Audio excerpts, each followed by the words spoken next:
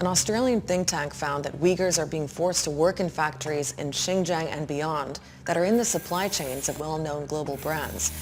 Many Uyghurs also say they've been tortured. Some testified before a U.S. congressional committee. Because my English is not good enough, I would like my translator to read my statement. Each time I was electrocuted, my whole body would shake violently. I thought I would rather die than go through this torture.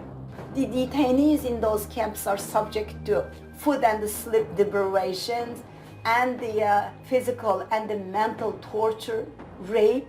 Chamathpalihapitiya is a billionaire out in California, in Silicon Valley. He's a huge donor to the Democratic Party. He's also the part owner of the NBA team, the Golden State Warriors. So on a recent podcast, he went out and told the truth. And he said what he personally thinks about China's human rights abuses, its genocide, its murder of the ethnic minority, the Uyghurs. Yeah, nobody cares about what's happening to the Uyghurs, okay? You bring it up because you really care, and I think that's nice that you care. The rest of us don't care. I'm just telling you a very hard... Wait, you're saying you personally don't care? I'm telling you a very hard, ugly truth, okay? Of all the things that I care about, yes, it is below my line. We're a repulsive human being, obviously. You got to kind of admire his honesty. Can't be honest. We're glad he was.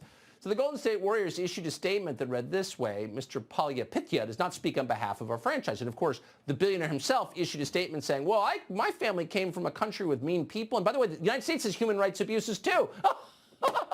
Even more repulsive than you would ever imagine. Of course, the Golden State Warriors didn't even mention the Uyghurs in their statement. You wouldn't want to upset China. Say the word Taiwan. We dare you. Enes Kanter Freedom knows a lot about how this all works. He plays for the Boston Celtics. He recently became an American citizen. He's very proud of that. Second time he's joined us, and we're glad he's here. Mr. Freedom, thank you very much for coming on tonight.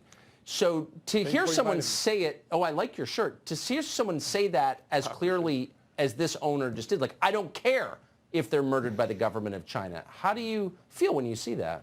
You look at the Uyghur people. What's happened to the Uyghurs is one of the worst human rights abuses in the world today, and there is a genocide happening while we're talking right now.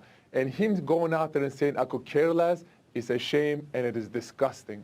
You know, the funny thing is, this guy owns a company called, actually I have it right here, called Social Capital, where they pretend to care about social values, and this is a virtue signal. And I have all those recordings here with me. He pretends to care about the others, but the only thing he cares about is money and promoting the CCP propaganda.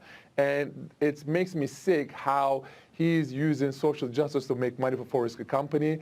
What is it that makes rich people so evil? Bruh.